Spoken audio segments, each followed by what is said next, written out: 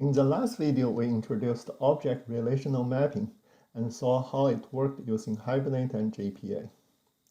ORM is a great technology. Once you get used to it, you'll never want to go back to writing SQL. However, it does have a learning curve, and the learning curve mostly involves mapping classes to tables.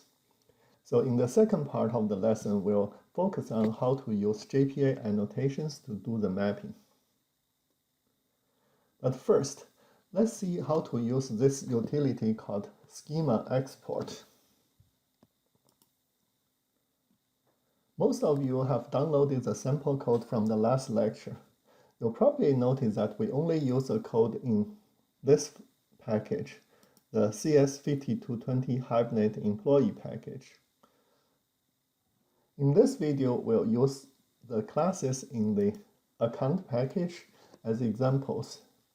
And there's also a program called schema export in the utilities package.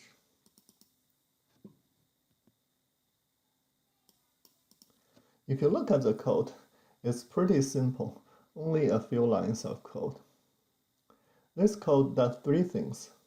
First, it generates SQL statements to create the database tables based on the persistence classes and their annotations. Then it uses a SQL formatter provided by the Hibernate library to format the SQL statements so they are easier to read. And then it prints out the SQL statements. If we run the code, this is what it looks like. This is just a Java application, so run it as a Java application, not a web application.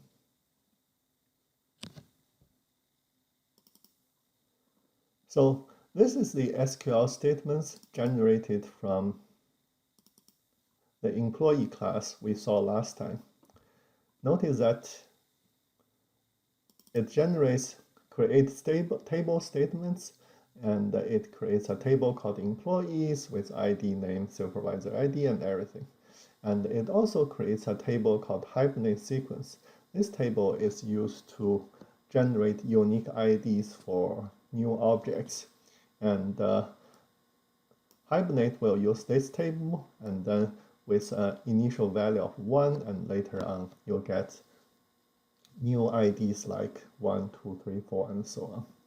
And it also generates an alter table statement that adds a constraint, a foreign key constraint to the employees table. So this is pretty convenient. All we need to do is create a Java class, put in the necessary annotation, and then we can use this utility to generate the SQL for us. The first part of the program, the part of the program that generates SQL from annotated Java class, is actually part of the JPA specification. And this part is standardized in JPA 2.1. By the way, DDL, if you remember, stands for Data Definition Language. It's the SQL statements like create table, create index, and so on. Basically, the statements used for maintaining the schema of a database. With JPA, you can generate those SQL statements from persistent classes, and you can output those statements to console, to file, or even run them directly in a database by setting different properties. Properties like this two. You can find more about those properties and what they do in the JPA specification. So this utility is something that I find very useful as it shows how the database tables will look like after you created your classes and annotations. And sometimes it's not easy to tell just by looking at those classes, but if you run this utility program, it shows you all the SQL statements. It's much easier to tell. So, okay, moving on to the actual mapping. Here are the basic annotations used for mapping that we have seen from last time. we've seen entity, like here, and then table. So entity is the annotation you used for a class if you want to make the class a so-called persistence class, or if you want to save objects of that class to a database. And the table is annotation you can use to customize, for example, the name of the table this class is mapped to. And ID is, of course, for ID field, and the generated value is to use a database native mechanism to generate unique IDs, like this two. And then we have fields of simple types. You can annotate them with this basic annotation, which is usually omitted, and then you can customize the column names and other column related things using column. And if the field is a class type, you use many to one, one to many, many to many, one to one. So we have seen all this last time. By the way, if you look at this, you can kind of tell that there are two types of annotations in JPA. Most of these annotations are used to describe classes on the application side, but there are also annotations like table and column that are used to customize the tables on the database side. So last time we already talked about the basic mappings, and in this video we'll talk about mapping embedded class, collections, and inheritance. Embedded class is the easiest one, and this is probably the most commonly used example for embedded class. So suppose we want to store user information like ID, username, address, and so on. In application design, it usually makes sense to package the components of an address, like street, city, state, and zip code, into a separate class. It just looks cleaner this way. However, if each user only has one address, in the database it would be more efficient to store the address information in the users table to avoid unnecessary drawing. So in this case, we can annotate the address class as embeddable and the address field in the user class as embedded. The result is that the address class won't have its own table. All the address columns will be embedded in the users table. This way, both the application designer and the database designer will be happy. Collections are a bit more complicated. Let's start with a relatively simple case where the collection is a collection of simple types like strings and numbers. So in this example, I have a customer class.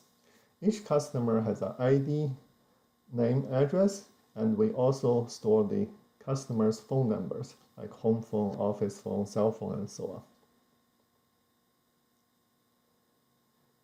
on. In JPA, a collection of simple type is called an element collection. Now, let's show the code first, and then we'll come back to how the tables look like. So I have the customer class here, and currently there's no annotation in it. That's why when we try to create the SQL statements, there's nothing here involves a customer table or customer class. So now we're going to tell ORM that I want customer class to be a persistence class. Oh, by the way, this is just like a regular model class with a few fields, a few getters and setters, nothing else in it. So if we want to make it a so-called persistent class, we are going to use entity annotation, of course, and then usually I'll also use a table annotation so that the SQL tables follows SQL naming convention, like plural form for table names and so on. So I'm going to call the table customers, and for ID, Remember, we use the ID annotation and then generated value to have the value automatically generated by database. String is a simple type, don't need to annotate. Another simple type, don't need to annotate it. And then here is a set of simple types. And as I just said, it's called an element collection in JPA. So we are going to put element collection here. And then if we run the schema export again, let's see what it looks like. So notice that here we still have our employees class from employees table from last time, and now we are having two new tables. One is called customers. Of course, this one comes from the customer class, ID, name, address, and ID, address, name. And notice that we are also having a second table called customer underscore phones. And this table is used to store all the phones of a customer. And this is what it looks like. So if you remember your relational schema design, you know that, or ER design for that matter, remember that our collection of values becomes its own table. It cannot be just in one column. So this collection of phones will be stored in this separate table, and this table will have a foreign key column that refers to the ID of the customers table, so that we know which phones belongs to which customer. Notice that by default, the ORM tool generates some table names and columns names based on the class and property names. So this one is called customer underscore phones, because phones is a property name, customer is a class name, and so on. So if you don't like the default names, which I usually don't, you can use a collection table annotation to customize the names of the table and the name of the joint column. So for example, if I take this and if I put it here and to import collection table, and if I run this again,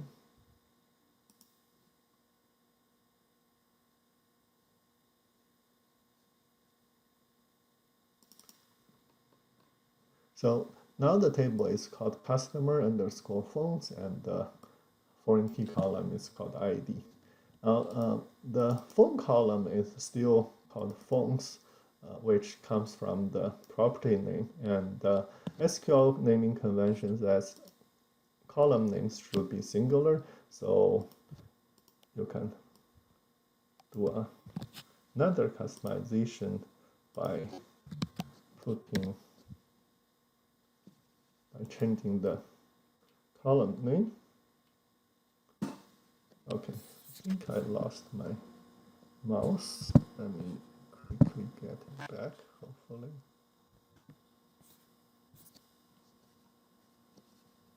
Okay. And if we run this again, that column should be called phone instead of phones now. Right? So it's phone. So this is how we map a collection of simple types like strings and numbers, and it's pretty straightforward. Now, if you notice, I'm actually using a set here, which is somewhat unusual. The reason I do that is because I want to make a distinction between set and list, which are the two commonly used collection types. Going from set to list could be a little bit tricky depending on whether you really want to keep the order of the elements in the list or not. So if we just look at set and list, most people know that the main difference is that elements in a list has an order, while elements in a set do not. But what most people tend to forget is that rows in a table are actually not ordered. This is not very intuitive because when you look at a table, you'll see the first row, the second row, and so on, and you'll think that there's an order there. But the relational model says that there's no guarantee that the results of a query will be in a certain order unless you use an order by clause. What this means is that when you map a list to a database, you may need to do a little bit extra work. There are two ways to enforce a certain order on a rows, in a table. The first is to use the natural order of an existing column. Take this one for example. Suppose we always want to list the phones in alphabetic order. Then we just need to say order by phone when we load the phones from the database, and that's it. It will always show the phones in alphabetic order. However, sometimes natural order may not be the order you want. For example, what if we want to list the phones in this order? First, a 323 number, and then the 626 number, and then another 323 number. In this case, we can't really rely on the natural order, so we'll have to use a separate column. This column basically keeps the index of the elements in a list. For example, this 1, 2, 3, 4 number is the first in the list, so the index would be 0, and this 4, 5, 6, 7 number is the second one in the list, so its index is 1, and so on and so forth. So with that all said, if you say, I really don't care about keeping the order in a list, all I want to do is just use a list instead of set, and that's actually perfectly fine. So all you need to do is just change the set to a list, and everything else still works. However, do understand that although it shows as a list in Java, behind the scene there's no guarantee that the order of the elements will be the same every time. So if you save your data to the database and read it back, the order of the phone may change. And if that's okay, then you don't need to do anything. Still just saying element collection would be enough. Now, however, if the order is important, there are two additional annotations that can be used to specify order in a list. So order by annotation typically takes the form order by, then property name, and then whether ascending or descending. For simple types like string, which do not have properties, it's just ascending or descending. For example, in this example, every time you load the phones from the database, they will be guaranteed to be ordered in alphabetic order ascendingly, in ascending alphabetic order. Or if you want, you can use a separate column to keep the order, like in this case. And to do that is simply saying order column is name of the order column. So all three are valid, just know which one would suit your need in terms with respect to your application. So let's quickly do, let's say this one, so that we see how the generated column looks like. So let's say we want to use additional column to keep the list index, and I also need to change this one to list and this one to list, and then if we run it,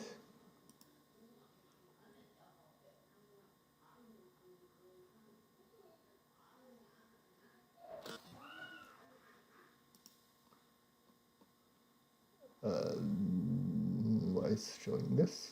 Okay, let's not do this. Okay, so notice that we still have our customers table here, but customer phones table now has an additional column called phone order. Now, this column, if you look at the class, actually does not appear in the class. So it's a implicit column from the class perspective, because in the class that the value of the order is implicitly maintained in the list, but in the database now it's explicitly included in the table as a column. Okay, so moving on from collection of simple types to collection of object types or class types, there are several things I'd like to discuss. First is unidirectional versus bidirectional association, and then we'll look at set versus list again, and then we'll look at lazy loading and cascading behaviors. We'll start with this example. Suppose it's a banking application where a customer may own multiple bank accounts and the account can only have one owner. From our knowledge about ER, we know that this is a many-to-one, one-to-many relationship. On the database side, the relationship is pretty clear, but on the application side, it's a little bit tricky. It turns out that there are several different class designs that represent exactly the same relationship. For example, first, we can have a class design that looks like this, where we have an owner in the account class, but nothing about the accounts in the customer class. This is called a unidirectional association. Notice here the annotation is many-to-one, because many accounts can have the same owner. And then we can have it in both classes. This is probably the class design that you'll want to use most of the time, because it's usually the most convenient. It's convenient in the sense that if you have an account object, you can do account get owner to get the owner without explicitly writing a query. And if you have a customer class or customer object, you can do customer dot get accounts to get all the accounts of the customer owns. Again, without having to do an explicit query, because the ORM tool will automatically generate the query for you. If you use this bidirectional design, pay attention to the annotations. Notice that in the account class, it's many-to-one, but in the customer class, it's one-to-many, because a customer can own many accounts. Also, very importantly, you have to use a mapped by attribute to tell ORM that these two annotations are for the same relationship, because otherwise ORM will consider them two different relationships. You can put map by on either side, and the value of the map by is the property name of the other side. For example, currently I'm putting map by on this side, and the value is the name of the property here called owner. Now, if I put this on this side, then the value will be accounts, meaning the value of this one. Generally speaking, I think most people put map by on this side, because the many-to-one side is usually considered the main side, or yeah. And if you think about it, because this corresponds to the foreign key column inside the table, so this one seems to be the more concrete side, and this one is mapped by this. But like I said, putting map by on either side would be okay. The third way to design classes for a many-to-one, one-to-many relationship is to only have association on the one side, which is the customer side. Now, this one is actually not recommended because behind the scene, Hibernate will handle this as if it's a many-to-many relationship. If you want to have accounts in customer, you are better off just using a bidirectional association. So try not to do this, even though technically this is a valid class design that corresponds to the same relationship. So knowing all this, let's quickly see an example. So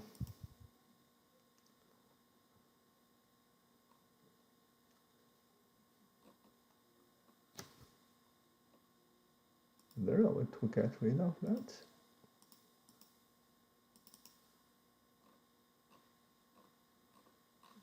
Okay, anyway. So this is my customer class, and this is my account class. So I'm going to do the many-to-one, one-to-many thing. And so account class is entity, and let's say the table is called accounts, and we do the ID generated value thing, and balance is simple type, so no annotation needed. Date, simple type, no annotation needed. And many accounts to one owner, so this side is okay. And now on this side, let's add a set of accounts. And let's generate the getter and setter. Where are the getters and setters?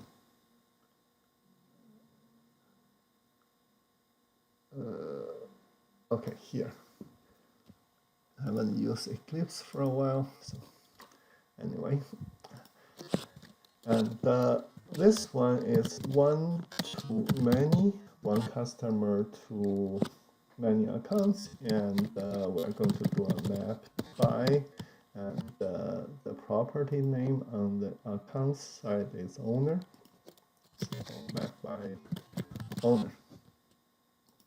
Okay, so have all that. Let's run schema export and see what the tables look like. So now I have the accounts table, ID balance created on, owner ID. Notice that there's a foreign key here, and then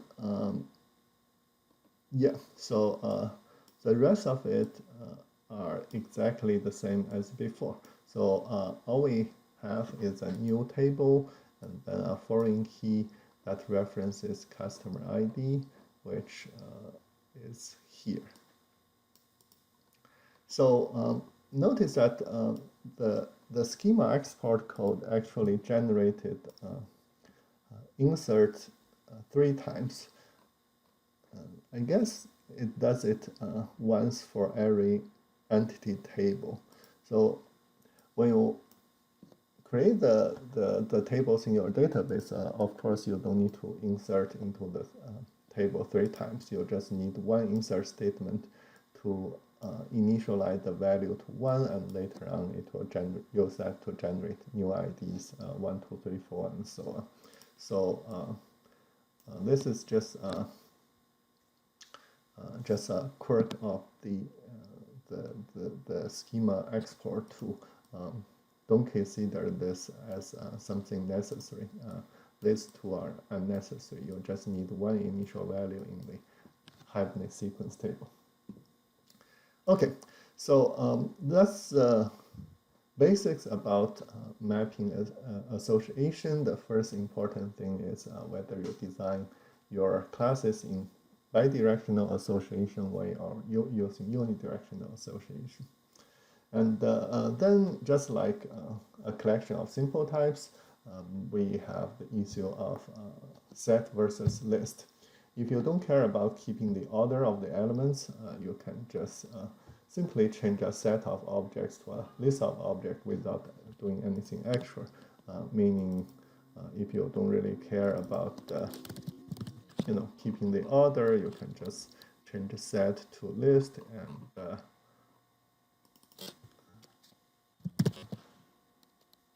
and this would work.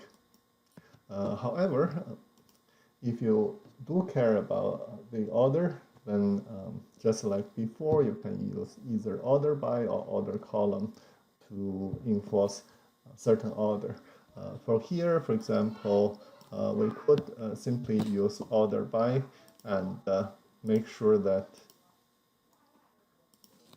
the accounts always listed using the created on field as a sorting criteria. So we can say always order by created on, and this will make sure the accounts always comes in certain order. One thing I need to caution you about, though, is if you use an order column in a bidirectional association, it's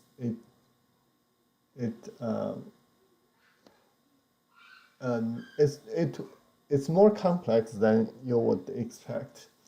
You can read the documentation for a longer story.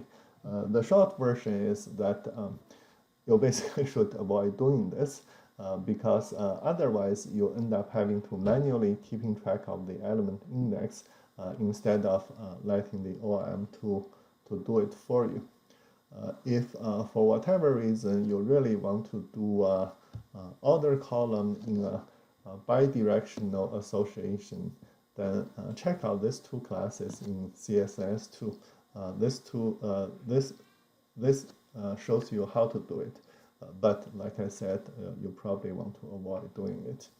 If you want to have a bidirectional association using list, it's perfectly fine if you want to use order by or no order at all. But if you want to use the order column, know what you are getting into.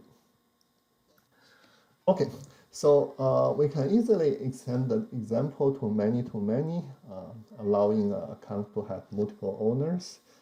The annotation is quite similar to before, except that, of course, both many to one and one to many now many to many. And again, like before, we can do either a unidirectional association or a bidirectional association. Here is a bidirectional version, and again, like before, you need to use a map by to tell the ORM tool that these two are actually the same relationship. And as we know, a many-to-many relationship becomes a table of its own.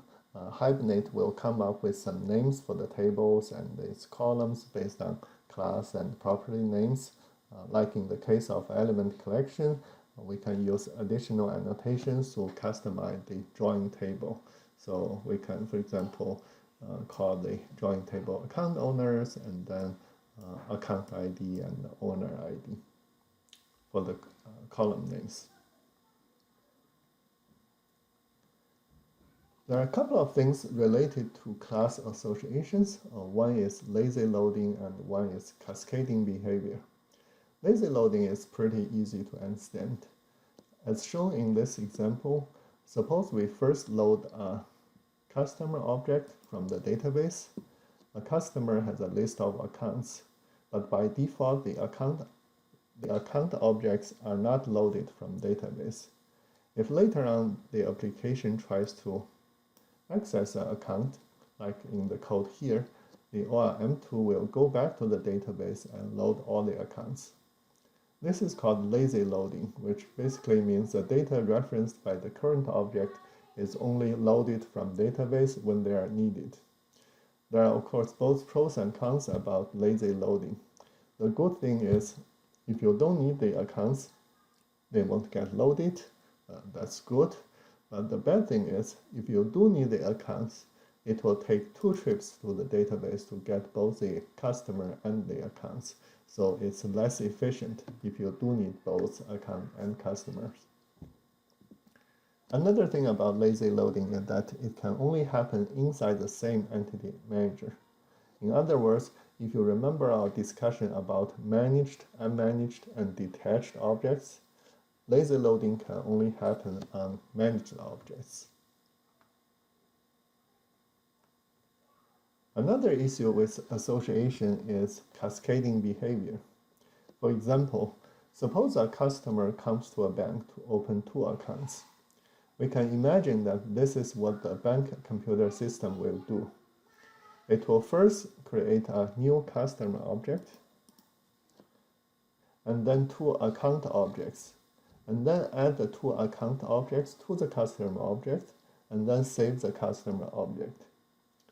Cascading behavior determines whether this save operation performed on the customer object should be cascaded to the account objects.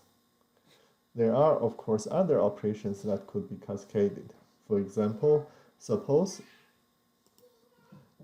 at some point in the future, we want to delete the customer object. Then we need to decide whether the delete or remove operation should be cascaded to the account objects as well.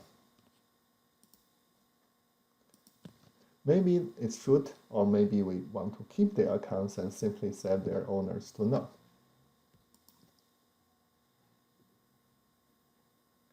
There are several cascade types in JPA. So let's go to the documentation.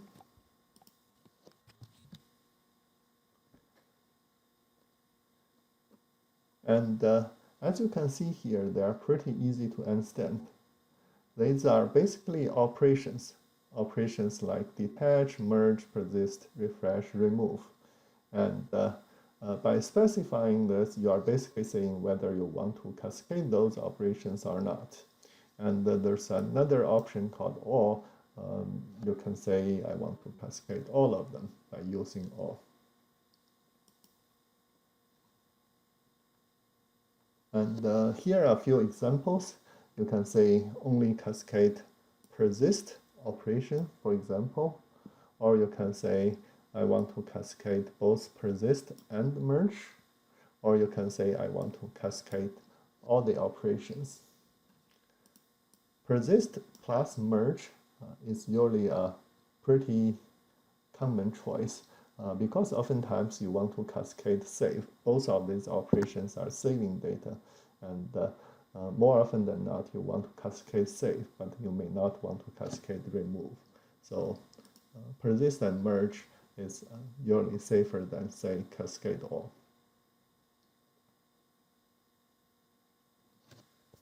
Class association in object-oriented design is basically relationship in ER design. If you remember our lecture on ER, after discussing the regular relationships, we discussed a special relationship, subclass relationship, and how to convert it to relational schema. Here we have the same problem again, and the solution is pretty much the same too.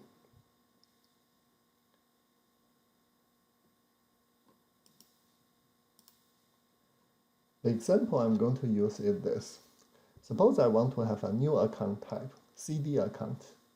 For the sake of simplicity, let's say that a CD account is the same as a regular account, except that it has an additional field term. Term can be 30 days or 60 days and so on, so it's an integer.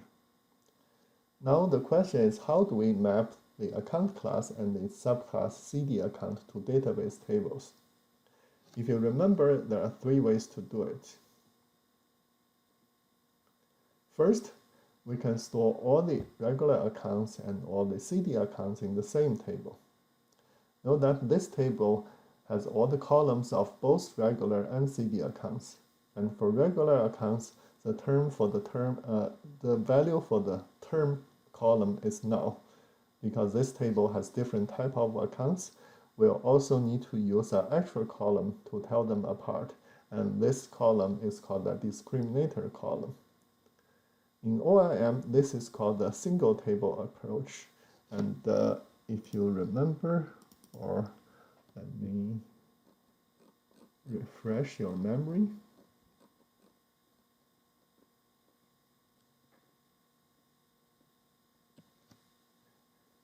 If you remember the lecture on ER, we call this the null approach, and these two are basically the same thing. If we want to take this approach to map the superclass and the subclass, these are the annotations you want to use for this.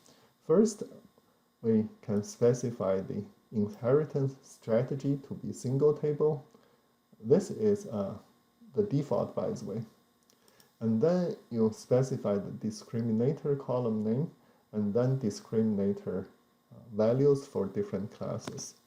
So let's quickly show how this thing looks like. I have the account here, a CD account here, and I'm going to make this an entity, and it's going to have a discriminator. Yeah, I think misspelled the discriminator value or something. So it's going to have a discriminator value of CD, and I'm going to put all this in account.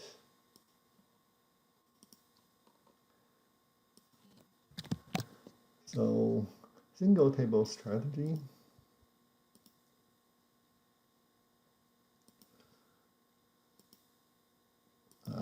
Okay, so I think I need to Java X persistence for whatever reason it doesn't. Okay, let's just import star. Okay, so we have the discriminator column, we kept the discriminator value, and let's run schema export.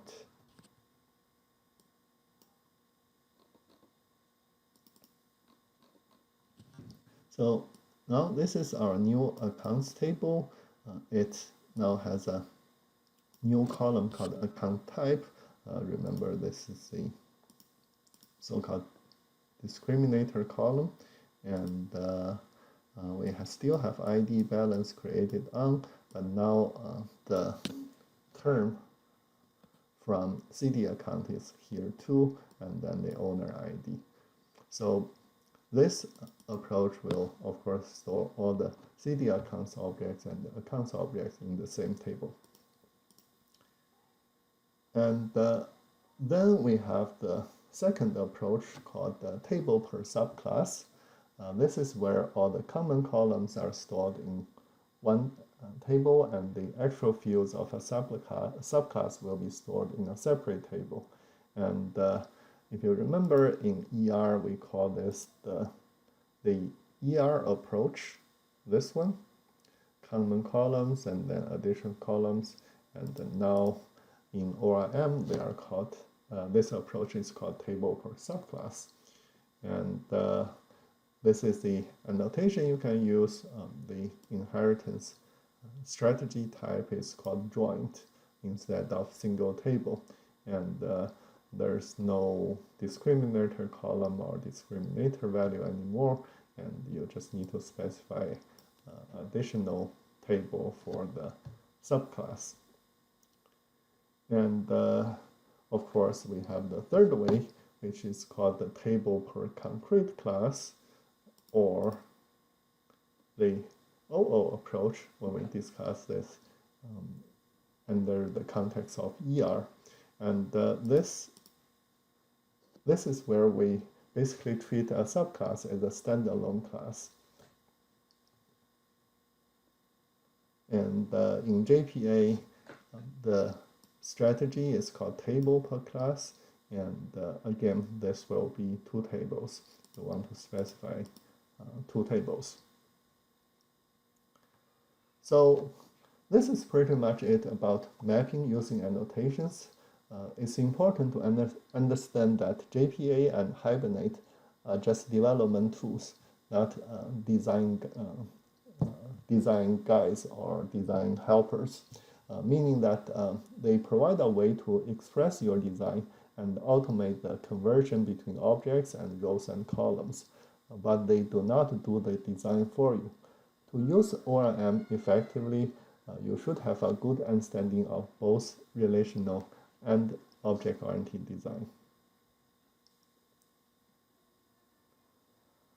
Besides mapping, I'd also like to talk a little bit more about HQL or the Hibernate query language. As I said in the last video, HQL is quite similar to SQL, so I don't plan to spend too much time on it.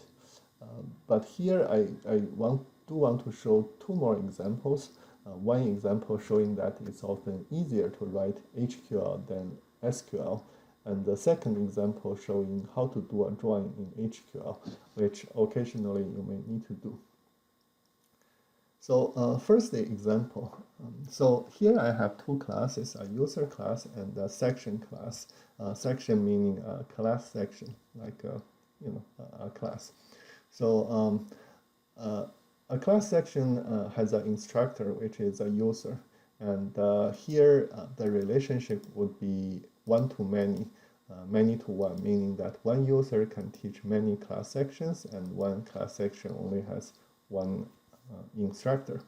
So these 2 tables are what these 2 classes would look like if we convert them into relational tables. The user class will become the user's table with user ID and username, and the section class becomes a sections table with section ID and then ID of the instructor. So having this, let's consider the query, find all the sections taught by the user CY_SUN. So if I write this in SQL, it will look something like this. So we're going to select from sections, select, let's say, something from sections, S, and the username CY_SUN is in the users table, so we need to do a drawing. So we'll say users view where s.instructor ID is u.id and u.username is CY_SUN. And here the select is, if we want to select all the sections, we can say s.star, meaning all the columns from the sections table. Notice that this is SQL and we need to do a drawing in SQL. So how do we do this in HQL, Hibernate query language? So remember Hibernate query language, or JPQL, the Java persistence query language, deals with classes and properties rather than tables and columns and rows, right? So we're going to say something like from section, because we are going to select from the class section of all the objects where instructor, right? So this is a class name, and then we say instructor, and this is a property name. Now notice that when we use property, a property has a type of its own, and this instructor is a user type, meaning that we can do this. We can simply say instructor.username is CY_SUN. So compare this one to this one, you can see that they do the same thing, but HQL is actually easier because in HQL you can use this syntax, property dot property dot property, and so on. It implicitly joins two tables without you having to explicitly creating table joins like in SQL. So this is why I often say HQL is oftentimes simpler than SQL, because oftentimes you don't have to do explicit join. Now, with that being said, occasionally you do need to do join, and so let's consider this example. So this one is very similar to the previous one, except that now we allow multiple instructors co-teach a class. So instead of just one instructor here, now we have a set of users. We know that now the relationship between user and section becomes a many-to-many relationship. So we'll have an additional table here. And this table specifies which instructors are teaching which sections. Okay? So many-to-many relationship, extra table. So let's try write the same query as before. So if we want to find all the sections for which CY-san is one of the instructors, how do we do that in SQL? Well, in SQL, instead of a two-table join, now we need to join three tables. The idea is, however, similar. So we're going to select all the sections from sections S, and then users U, and then the join table instructors I, where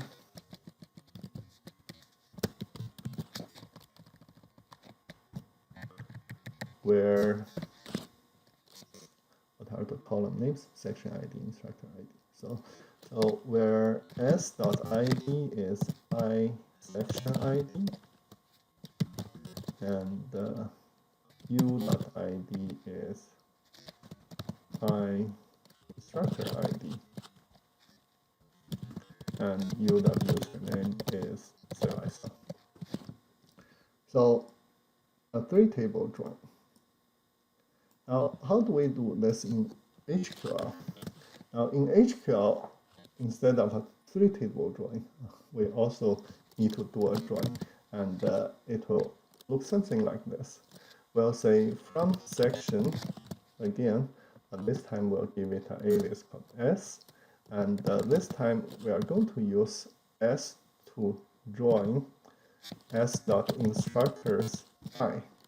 So notice that instructors is a set. So in HQL, you can actually do a join of a object type with a property, collection property. And then you can say where I, which is a user, where I.username is CY. So I think you need to say select as here too. Yeah.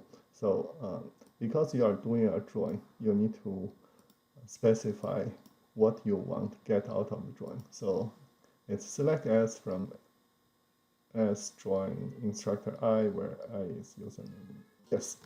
So this is the HQL equivalent of this three-table join. So you can see that it's still simpler than the SQL in the sense that instead of joining three things, you are only joining two things. And the reason of that is because s.instructor is an implicit join in a sense. So, but the syntax, of course, is a little bit unintuitive comparing to three-table join. Then you need to join an entity with a collection property, which looks somewhat weird. But overall, it's still simpler than the SQL version. So what I want to show is that in this class, this type of query is likely the most complex HQL query you'll need to be able to write. And if you can do this, you should be fine in this class. And if you need more examples, please check out this section down implementation class in CSS2. It has some additional HQL drawing examples. But by and large, you probably won't need to do drawing that often, and if you do need to do it occasionally, this is kind of what it looks like. Okay, so this is the end of this video. Here are a few links to some relevant documentation, and see you in the next video.